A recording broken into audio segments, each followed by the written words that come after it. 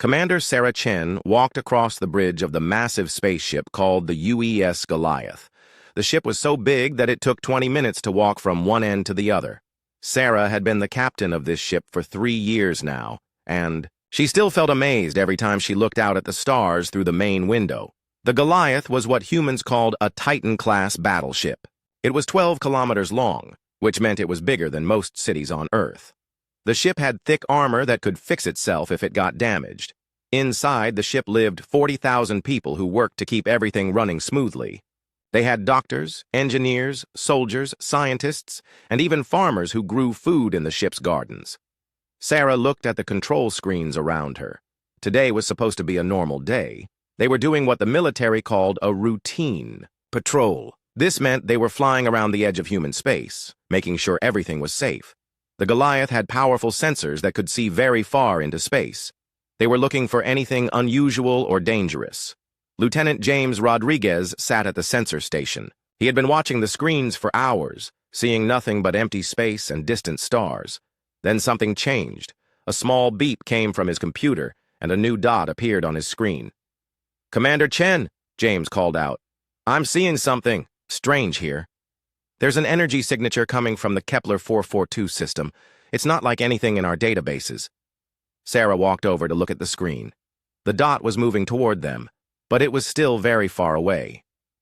"How big is it?" she asked. "It's small compared to us," James replied. "Maybe 300 meters long, but Commander, the energy it's giving off is very unusual. I don't think it's human." Sarah felt her heart beat faster. In all of human history, they had never found another species that could travel between stars. Earth scientists had always wondered if there was other intelligent life in the galaxy, but they had never found proof. Now it looked like that proof was flying straight toward them. "Sound General Quarters," Sarah ordered. "Get everyone to their battle stations and send a message to Earth Command. Tell them we might have made first contact." All around the ship, alarms began to ring. The 40,000 people aboard the Goliath stopped what they were doing and ran to their assigned positions. This was not a drill. The weapons teams powered up the ship's guns. The shield generators hummed to life. The engine room prepared the massive engines for combat if needed. Dr. Elizabeth Park ran onto the bridge. She was the head of the Xenolinguistics department, which studied alien languages. She had been waiting her whole life for a moment like this. "Commander, we need to follow first contact protocols. We should try to communicate with them peacefully."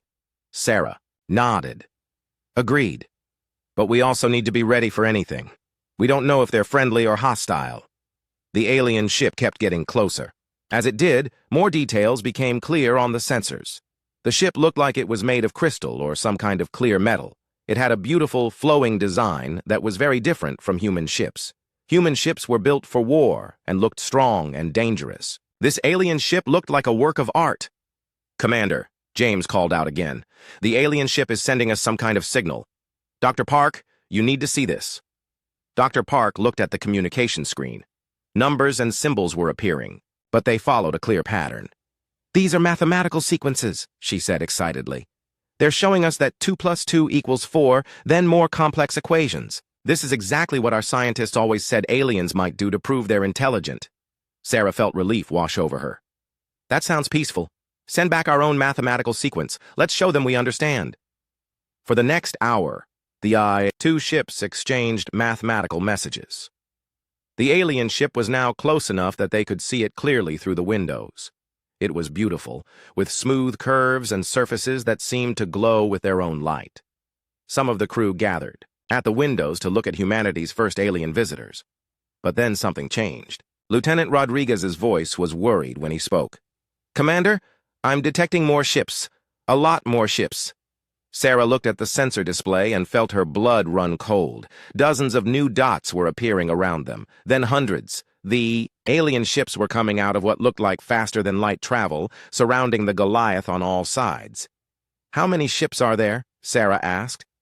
"Over 800 and counting," James replied. "They're all different sizes, but some of them are pretty big. Not as big as us, but big enough to cause serious damage if they're hostile." Sarah realized that this was no longer a simple first contact situation. Either the aliens had brought their entire fleet to meet humanity, or they had come expecting a fight. She looked around at her crew. They were all watching her, waiting for orders. "Maintain peaceful communications," she ordered. "But charge all weapons systems. If they want a fight, they're going to get one they'll never forget." The Goliath's massive weapons began to power up. Along the ship's hull, thousands of gun ports opened. The main cannons, each one bigger than most human ships, turned toward the alien fleet.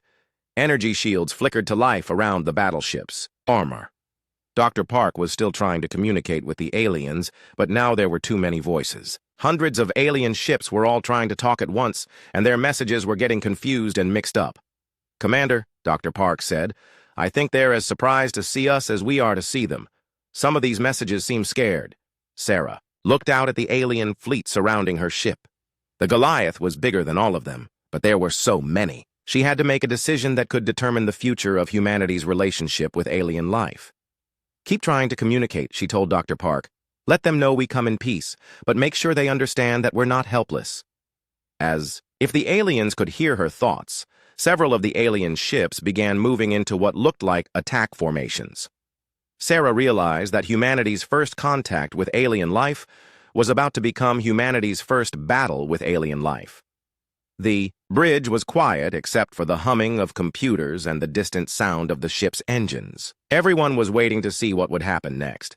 In the next few minutes, they would either make history as the first humans to meet alien friends, or as the crew that fought the first battle in an interstellar war. Sarah Chen stood on the bridge of the most powerful warship humanity had ever built, surrounded by hundreds of alien vessels, and waited to see which way history would turn. Admiral Cathara stood in the command center of her ship, looking at the massive human vessel through the main viewing screen. She had been serving in the Galactic Council fleet for over 30 years, but she had never seen anything like this before. The human ship was not just big, it was impossibly huge. Kithara belonged to a species called the Zephyrians. They looked somewhat like tall, thin humans, but their skin was blue, and they had large, dark eyes. The Zephyrians were one of the founding members of the Galactic Council, a group of 47 different alien species that worked together to keep peace in the galaxy. The Galactic Council had rules about how to meet new species.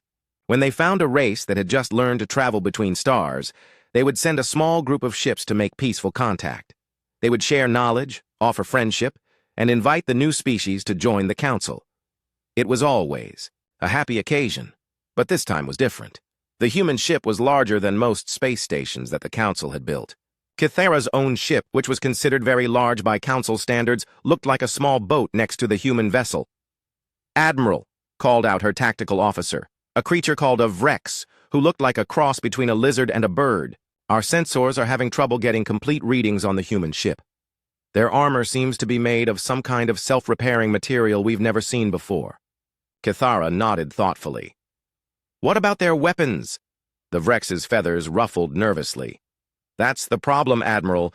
We think those large structures on their ship might be weapons, but if they are, they're bigger than anything in our databases. Each one appears to be more powerful than the main gun on our largest battleships."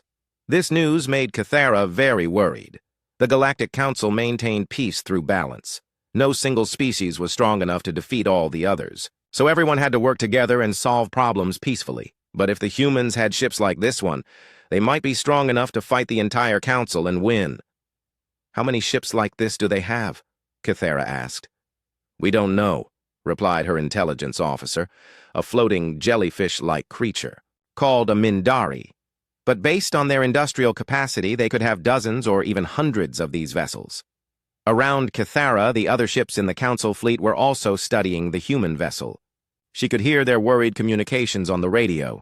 Captain Zelix of the Andromedans was calling the human ship a mobile fortress.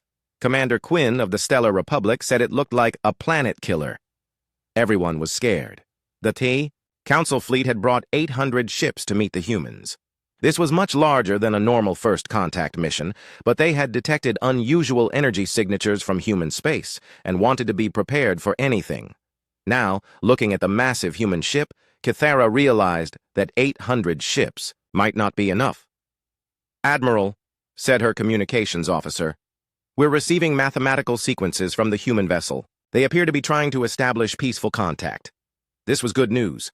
If the humans wanted to fight, they probably would have started shooting already. Instead, they were following the same peaceful contact procedures that the Council used. Send back our standard first contact package, Kythera ordered.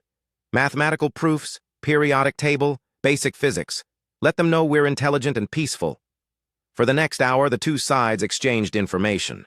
The humans seemed to understand the Council's messages, and they sent back similar mathematical and scientific data. Kythera began to feel hopeful. Maybe this would be a normal first contact after all. But then her science officer made a discovery that changed everything. "Admiral," the science officer said, "I've been analyzing the human ship's design and construction. I think I understand why it's so big and heavily armed." "Tell me," Kythera said. "The human ship isn't just a warship. It's a complete mobile city. It has living quarters for thousands of people, manufacturing facilities, farms, medical centers, schools, and research laboratories. It's designed to operate alone for years at a time, completely independent from any outside support." Kythera stared at the tactical display showing the human ship. Why would they build something like that? "I think," the science officer continued, "that the humans developed in complete isolation. They never met other intelligent species, so they didn't know that most of us are peaceful. They built their ships expecting that any aliens they met would be hostile. This isn't just a warship, Admiral. It's an ark designed to preserve human civilization even if their home worlds are destroyed." The realization hit Kythera like a physical blow. The humans hadn't built this massive ship to conquer anyone. They had built it because they were afraid. They had prepared for the worst possible scenario, a galaxy full of hostile aliens who wanted to destroy humanity. "If this is how they build their patrol ships," Kythera said quietly, "what do their actual warships look like?" Before anyone could answer, alarms began sounding throughout the Council fleet. The human ship was powering up its weapons systems. Along its hull, thousands of gun ports were opening. Massive cannons were turning to face the Council fleet. Energy shields were forming around the human vessel. "Are they preparing to attack?" Kythera asked. "No, Admiral," replied her tactical officer. "I think they're responding to us. Some of our ships have powered up their weapons too. The humans probably see that as a threat." Kythera looked around at her fleet. 800 ships, representing 47 different species and centuries of technological development. They were the most powerful fleet the Galactic Council had ever assembled, and they were all afraid of one human ship. "Send a message to all Council vessels," Kythera ordered. "Tell them to power down their weapons immediately. Make it clear that we are here peacefully." But it was too late. On the far edge of the fleet, a Krillian captain named Vorthak was panicking. The Krillians were a warrior species, and Vorthak had convinced himself that the humans were preparing to attack. Without waiting for orders, he fired a warning shot across the human ship's bow. Kythera watched in horror as the plasma bolt, powerful enough to destroy most Council ships, struck the human vessel's shields and disappeared without causing any damage at all. The human ship didn't even seem to notice it. "All ships, this is Admiral Kythera," she broadcast on all frequencies. "Do not engage the human vessel. Repeat, do not engage. That is a direct order." But the damage was done. The humans had been fired upon, and now they were responding. The massive human ship came to life like a sleeping giant. Weapons systems that had been hidden became visible. Missile launchers opened along the ship's sides. Energy weapons powered up with a glow that could be seen across space. Kythera realized that she was about to witness something that no one in the Galactic Council had ever seen before, a demonstration of what happened when you threatened humanity's most advanced warship. "Admiral," her tactical officer said in a voice filled with awe and terror, "the human ship is targeting all of our vessels simultaneously, every single one of them." Kythera looked at the tactical display and saw red targeting indicators appear on every Council ship in the fleet. In less than 30 seconds, the humans had calculated attack solutions for 800 different targets. No Council computer could work that fast. "If they fire," her tactical officer continued, "they could destroy our entire fleet in minutes." Admiral Kythera, veteran of a dozen military campaigns and leader of the most powerful fleet in Council history, realized that she was completely helpless. The fate of 47 species now depended on whether the humans decided to show mercy to the aliens who had just shot at them. She could only wait and hope that humanity was as peaceful as their mathematical messages had suggested. Captain Vorthak of the Krillian warship Red Claw was breathing heavily through his nose slits. The Krillians were a species that looked like large armored reptiles, and when they got scared or angry, they made a hissing sound. Right now, Vorthak was both scared and angry. He stared at the massive human ship on his viewing screen and felt his warrior instincts screaming at him. The ship was clearly built for war, with weapons larger than anything he had ever seen. To Vorthak's military mind, there was only one reason to build something like that: conquest. "Captain," said his weapons officer, "Admiral Kithara is ordering all ships to stand down. She says the humans are peaceful." Vorthak hissed in frustration. "Look at that ship. Does that look peaceful to you? Those weapons could destroy entire planets. They brought a planet killer to a first contact meeting. That tells us everything we need to know about their intentions." The Krillian captain had fought in 3 wars during his career. He had learned that when someone brought overwhelming firepower to a peaceful meeting, they usually weren't planning to keep things peaceful for long. In his experience, the best way to deal with a threat was to hit it first, before it could hit you. "Captain, Admiral Kithara specifically ordered us not to." "Engage," the weapons officer repeated. "I'm not engaging," Vorthak replied. "I'm sending a warning. If the humans are really peaceful, they'll understand that we won't let them intimidate us." Before anyone on his bridge could stop him, Vorthak pressed the firing button.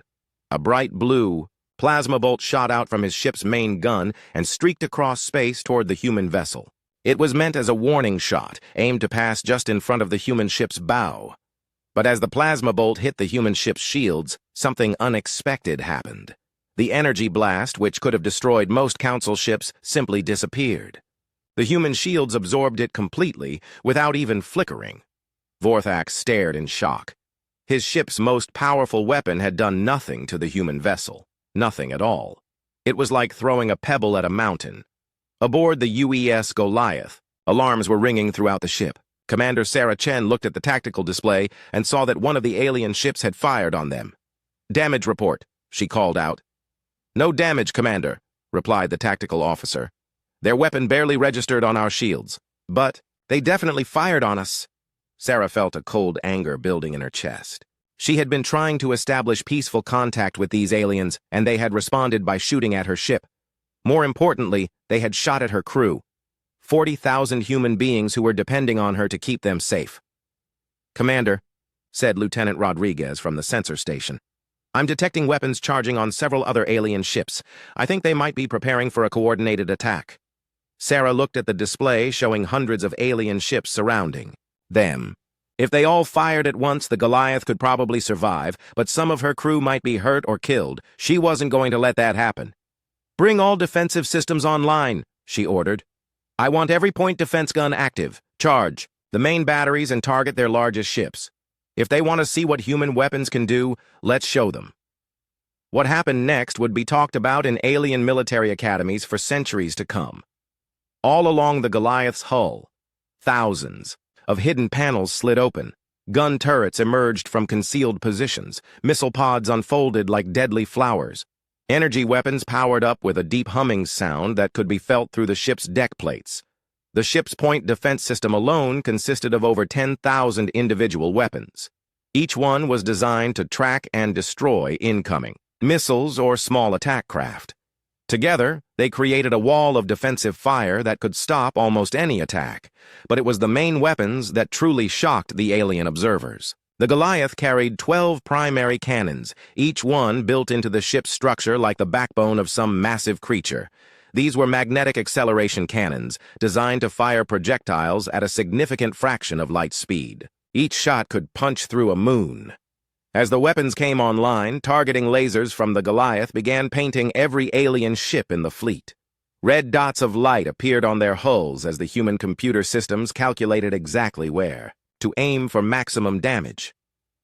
Admiral Kithara watched this display of firepower from her command ship and felt a deep, primal fear. Her tactical computer was trying to calculate the human ship's combat effectiveness, but the numbers were so large that the system kept giving error messages.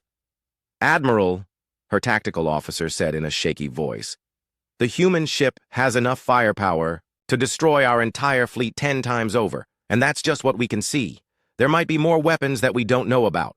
Across the Council fleet, panic was spreading. Ship captains were calling for reinforcements. Some were suggesting immediate retreat. Others wanted to surrender before the humans decided to open fire. Captain Vorthak, who had started this crisis with his warning shot, was now staring at his tactical display in complete terror. A targeting laser from the human ship was focused, directly on his bridge. The message was clear. If fighting started, he would be the first to die. But Commander Chen wasn't finished with her demonstration. She wanted to make absolutely sure that the aliens understood what they were dealing with. "Tactical," she called out. "Fire a warning shot. Use main gun number 3. Target that empty space between their formations." "Aye, Commander. Main gun. 3. Firing." The magnetic acceleration cannon fired with a sound like thunder. A projectile weighing several tons shot out of the gun at incredible speed and streaked across space. When it reached the empty area that Chen had targeted, the projectile's kinetic energy was released in a flash of light that was visible from both fleets. The aliens watched in stunned silence as the human warning shot released enough energy to power a small city for a year. If that projectile had hit one of their ships, it would have been completely destroyed. "Now we send them a message," Chen said. She turned to Dr. Park, who was standing nearby with her translation equipment. "Tell them that we are peaceful. But we are not helpless. Tell them that if they want to fight, we're ready, but we'd much rather be friends." Dr. Park began broadcasting on all frequencies, using the mathematical translation codes they had established earlier. Her message was simple but clear. "We come in peace. We do not want to fight. But if you attack us, we will defend ourselves." The response from the alien fleet was immediate. Ship after ship began powering down their weapons. Captains who had been preparing for battle suddenly found themselves trying to figure out how to surrender to an enemy they couldn't possibly defeat. Admiral Kithara was the first to respond. Her message was broadcast to both the human ship and the entire Council fleet. "This is Admiral Kithara of the Galactic Council. We acknowledge your superior firepower. We do not wish to fight. We came here to establish peaceful relations, and that is still our goal." But even as the immediate crisis passed, everyone in both fleets understood that something fundamental had changed. The aliens had come expecting to meet a new species that they could guide and protect. Instead, they had found a species that could protect itself better than anyone else in the galaxy. Commander Chen looked out at the alien fleet and felt a mixture of relief and sadness. Relief that the fighting was over before it really started. Sadness that humanity's first contact with alien life had almost turned into a battle. "Stand down from combat alert," she ordered. "But keep our shields up and our sensors active. Let's see if we can still make friends with these people." As the Goliath's weapons powered down, both fleets settled into an uneasy peace. The humans had proven they could defend themselves. Now they had to prove they could be trusted with the awesome power they possessed. Commander Sarah Chen stood on the bridge of the Goliath, looking out at the hundreds of alien ships that surrounded her vessel. The immediate danger had passed, but she could see that the aliens were still very nervous. Their ships were keeping a safe distance, and she could detect multiple communication channels buzzing with worried conversations. Dr. Elizabeth Park approached Chen with her translation equipment. Over the past few hours, she had been working with the ship's artificial intelligence to create a basic translation system for the alien languages. It wasn't perfect, but it was good enough for simple communication. "Commander," Dr. Park said, "I think I can establish direct communication with their fleet commander now. The AI has identified the most common language being used by the alien ships. It seems to be some kind of universal trade language." Chen nodded. "Good work, Doctor. Open a channel to their flagship. It's time we had a proper conversation." The main screen on the bridge flickered to life, showing the interior of an alien ship. Commander Chen found herself looking at Admiral Kithara, the blue-skinned Zephyrian who commanded the Council fleet. Behind Kithara, Chen could see other aliens of different species, all watching the human commander with expressions of fear and curiosity. "I am Commander Sarah Chen, of the United Earth ship Goliath," Chen said clearly, speaking slowly so the translation system could keep up. I want to apologize for the confusion earlier. We did not come here to fight. Admiral Kithara's large, dark eyes studied Chen carefully. When she spoke, her voice was translated into English by the ship's computer. I am Admiral Kithara of the Galactic Council Fleet. We also came here peacefully, Commander Chen. But we are concerned about the size and power of your vessel. Chen could understand their concern. Even by human standards, the Goliath was an impressive ship. To aliens who had never seen human technology before, it must have seemed like a monster. Admiral Kithara, Chen said, I think there has been a misunderstanding. The Goliath is not our most powerful ship. It's just a patrol vessel. We use it to watch over the outer edges of our territory. The effect of these words on the alien bridge was immediate and dramatic. Several of the aliens began talking excitedly in their own languages. One of them, a creature that looked like a large bird, actually fell backward off its chair. Admiral Kithara's blue skin became noticeably paler. Did you say patrol vessel? Kithara asked, her voice barely above a whisper. That's correct, Chen replied. The Goliath is part of our border patrol fleet. We have 12 ships of this class currently on active duty. This news caused even more chaos on the alien bridge. Chen could hear worried voices speaking in languages she didn't recognize, and she was beginning to realize that she might have said something wrong. Commander Chen, Admiral Kithara said, clearly struggling to keep her voice steady. If this is a patrol vessel, what do your actual warships look like? Chen thought about how to answer this question. The truth was that humans had built several different classes of military ships, each one designed for a specific purpose. The Goliath was actually one of the smaller capital ships in the human fleet. Well, Chen said carefully, we have several classes of warships. The Goliath is what we call a Titan-class battleship. Above that, we have our Leviathan-class dreadnoughts, which are about twice as large. And then there are the Behemoth-class siege ships, which are used for planetary assault operations. Each word that Chen spoke seemed to hit the aliens like a physical blow. Admiral Kithara was gripping the arms of her command chair so tightly that her knuckles were white. The other aliens on the bridge looked like they were about to faint. How many ships do you have in total? Kithara asked. Chen did some quick math in her head. The entire human fleet consists of about 15,000 ships of various sizes and classes. That includes everything from small scout ships to the big siege vessels I mentioned. The alien bridge fell completely silent. Chen began to worry that she had somehow broken their translation system. Then she heard Admiral Kithara speaking quietly to her crew in their own language. Even without translation, Chen could tell that they were all very frightened. Dr. Park, who had been listening to the conversation, leaned over to Chen and whispered, Commander, I think we might be scaring them. Maybe we should explain why we built so many ships. Chen nodded and addressed Admiral Kithara again. Admiral, I can see that our fleet size concerns you. Let me explain why we built so many ships.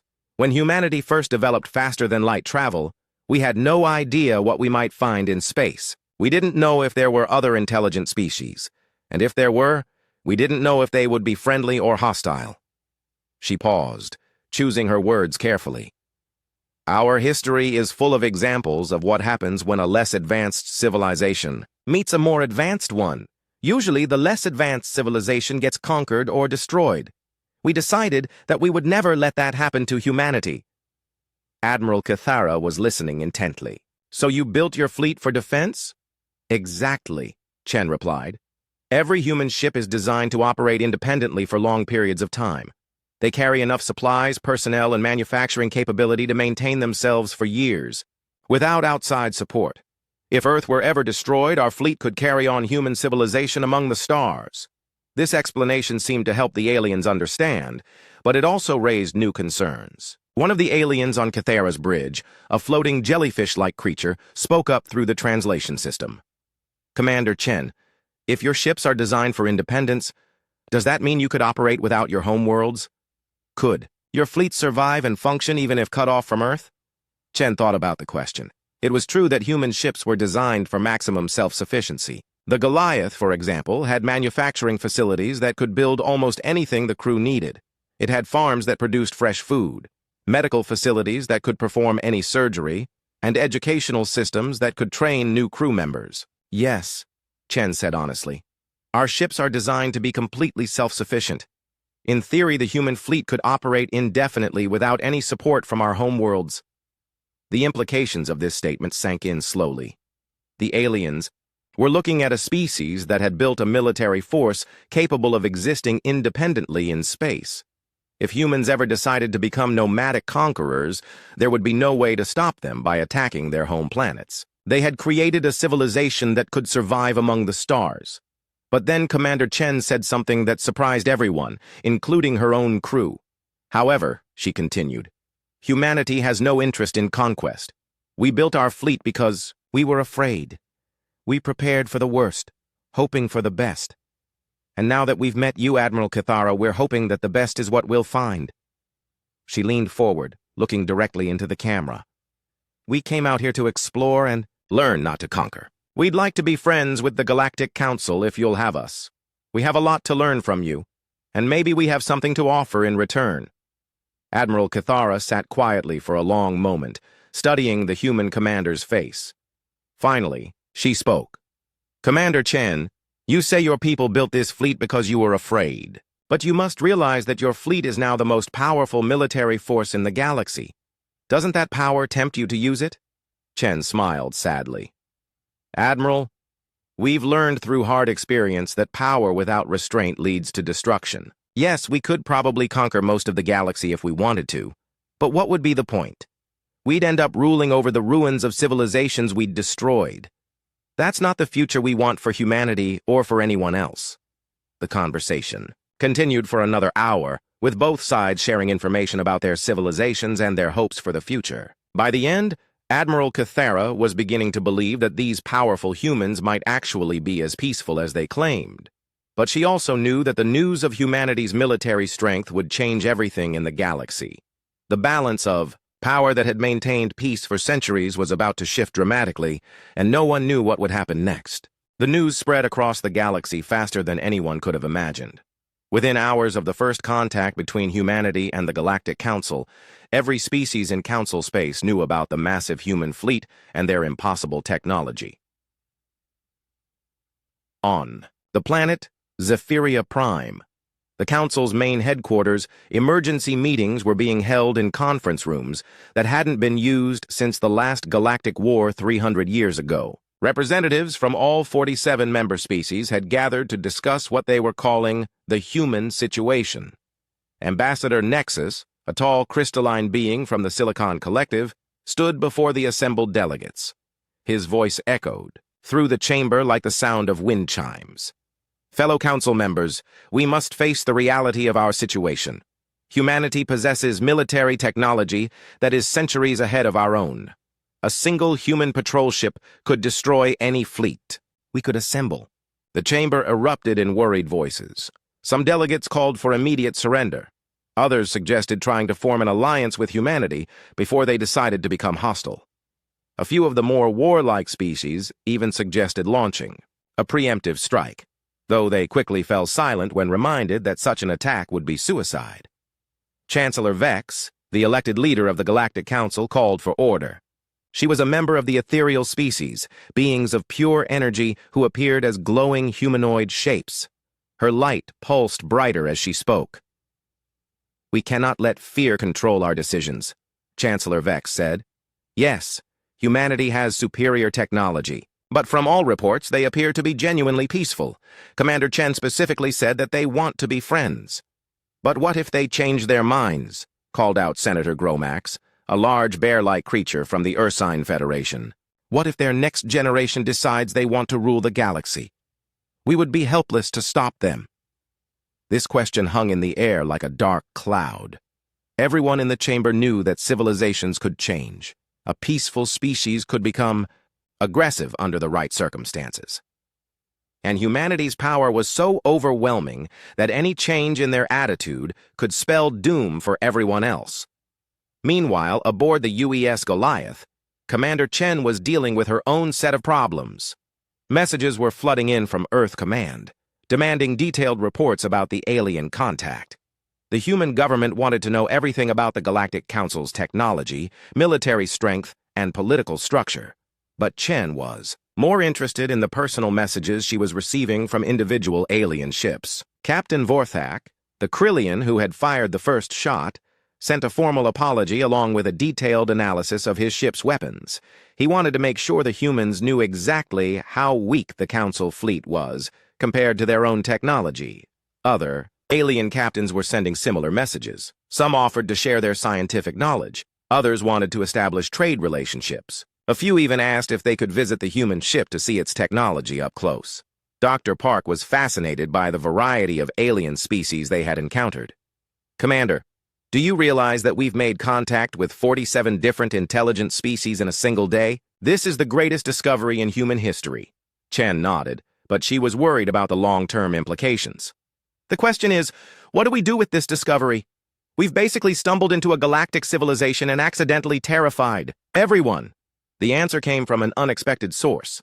Admiral Cathera contacted the Goliath with a proposal that would change the course of galactic history. "Commander Chen," Cathera said over the communication channel, "I have been authorized by the Galactic Council to invite you to our capital world. The Council wants to discuss the possibility of humanity joining our organization." Chen was surprised. "You want us to join the Galactic Council, even after seeing what our ships can do?" "Especially after seeing what your ships can do," Cathera replied.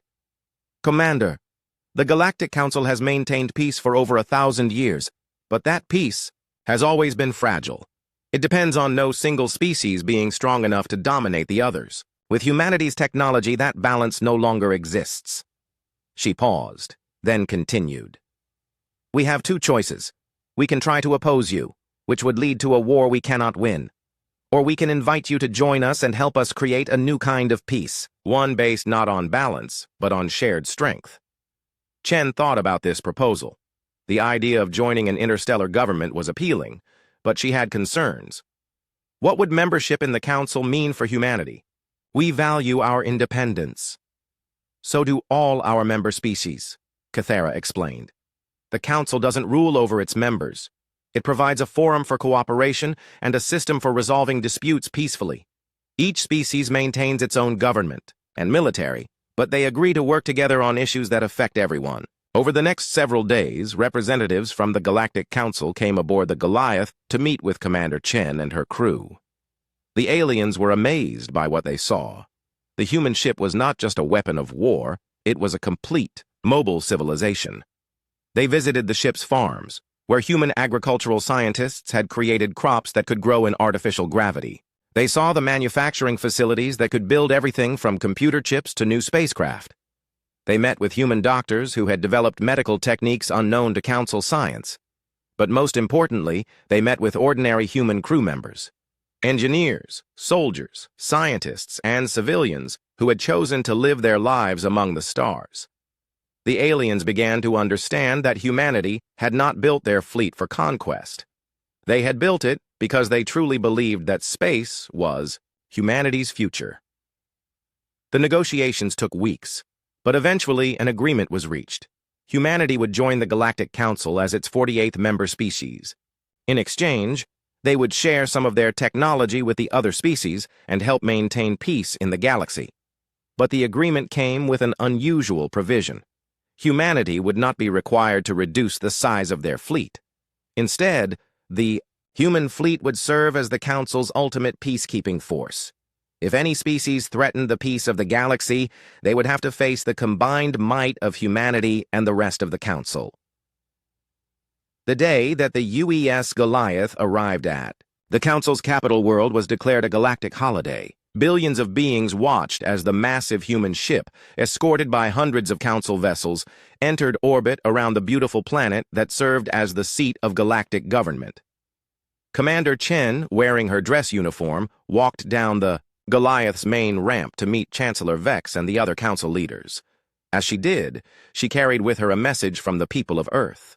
"We come not as conquerors but as partners," Chen read from the prepared statement. "Humanity offers its strength not to dominate, but to protect.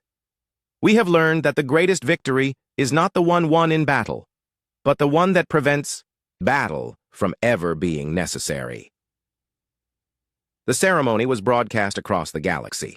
For the first time in over 1,000 years, every intelligent species in Council space felt truly safe. They knew that no war could threaten them now, because humanity would not allow it. In the months that followed, human technology began to spread throughout Council space. Human medical advances saved millions of lives. Human agricultural techniques ended hunger on dozens of worlds. Human manufacturing methods brought prosperity to species that had struggled for centuries. But perhaps the most important change was in how the different species viewed each other. With humanity's strength protecting them all, the old fears and rivalries began to fade. Species that had been enemies for generations found ways to become friends. The galaxy had entered a new age of peace and prosperity, one that would last for millennia to come. And it had all started when a human patrol ship met a fleet of nervous aliens and chose friendship over fear. Commander Sarah Chen, who had started this journey expecting nothing more than a routine patrol, found herself remembered as the woman who brought peace to the galaxy. But she knew the truth. Peace had always been there, waiting. All it had needed was someone strong enough to protect it and wise enough to choose it. The UES Goliath remained at the Council capital as humanity's embassy to the galaxy. Its crew became teachers, sharing human knowledge with anyone who wanted to learn. And every day, as Chen looked out at the stars, she remembered the moment when humanity's greatest weapon became its greatest gift, the promise that no one would ever have to face the darkness of space alone again.